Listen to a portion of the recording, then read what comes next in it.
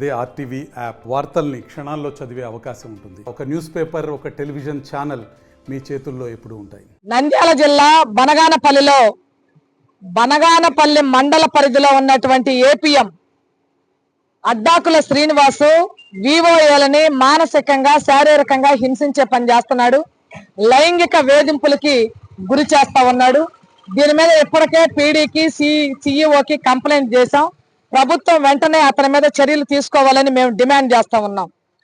రెండవది, ఈరోజు పొదుపు సంఘాలు ఏవైతే ఉన్నాయో గ్రామైక్య సంఘాలు వివోఏలని నియమించుకునే హక్కు, తొలగించే హక్కు గ్రామైక్య సంఘాలకు ఉంది. కానీ గ్రామైక్య సంఘాలతో సంబంధం లేకుండా మండల సమాఖ్య అధ్యక్షాలు పేరు చెప్పి అధ్యక్షాలు ఏపీఎం ఇద్దరు కలిసి దొంగ సంతకాలు పెట్టించి వివోఏలని అన్ని అక్రమంగా తొలగించి నిబంధనలకు విరుద్ధంగా తొలగించి కొత్త వాళ్ళని ఆన్లైన్ లో పేర్లు ఎక్కించే పని ఏపీఎం చేస్తా ఉన్నాడు.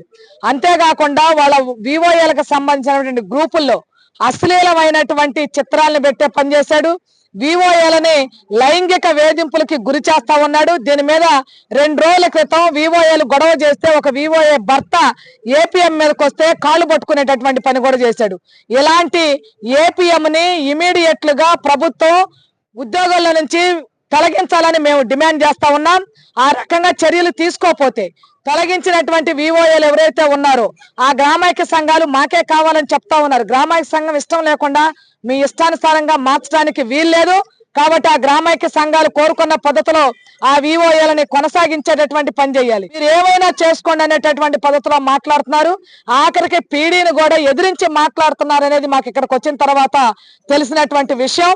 గ్రామైక్య సంఘాలు పొదుపు సంఘాల యొక్క అభ్యున్నత కోసం పనిచేయటం కోసం ఏర్పడింది. అందులో ఉన్న ఏపీఎంలైనా సీసీలైనా వాళ్ళ హక్కులకి ఉల్లంఘన జరగకుండా చూడాల్సినటువంటి బాధ్యత ఉంది.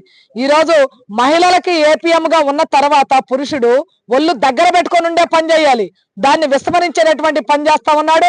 లైంగిక వేధింపుల నిరోధక చట్టం కింద కేసు బుక్ చేయాలి, అతని విధుల్లో నుంచి తొలగించాలి, అతనిపై కేసు నమోదు చేయాలని డిమాండ్ చేస్తా ఉన్నాం.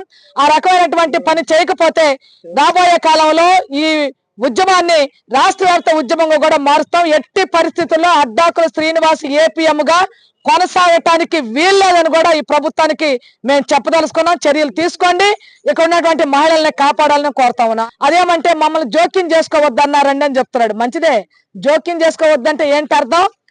నీకు ఇష్టమైనటువంటి వాళ్ళని ఆన్లైన్ లో పేర్లు మార్చడం కాదు. గ్రామ సంఘం లీడర్లు ఎవరైతే ఉండారో ఆ గ్రామ సంఘం జనరల్ బాడీ జరుగుతూ ఉంటే జనరల్ బాడీలో జోక్యం చేసుకోవద్దన్న చెప్పారు తప్ప జనరల్ బాడీకి వెళ్ళొద్దని చెప్పలేదు. ఆ జనరల్ బాడీలో ఏం జరుగుతుందో పరిశీలన చేసే పని చేయాలి. దాని ప్రకారం మీరు పని చేయాలి. అట్లా కాకుండా ఒక రాజకీయ నాయకుల్లాగా వీళ్ళిద్దరూ వ్యవహరిస్తున్నటువంటి పరిస్థితి ఉంది.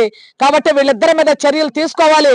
లేని పక్షంలో ఈ పోరాటాన్ని రాష్ట్ర వ్యాప్త పోరాటంగా కూడా తీసుకెళ్తామని రాష్ట్ర ప్రభుత్వానికి ఇక్కడ ఉన్నటువంటి అధికారులకు కూడా హెచ్చరిక చేస్తా ఉన్నాం. మరిన్ని వీడియోస్ కోసం ఛానల్ ని సబ్స్క్రైబ్ చేయండి. లేటెస్ట్ అప్డేట్స్ కోసం వాట్సాప్ ఛానల్ ని ఫాలో చేయండి. అండ్ లింక్ డిస్క్రిప్షన్ లో ఉంది.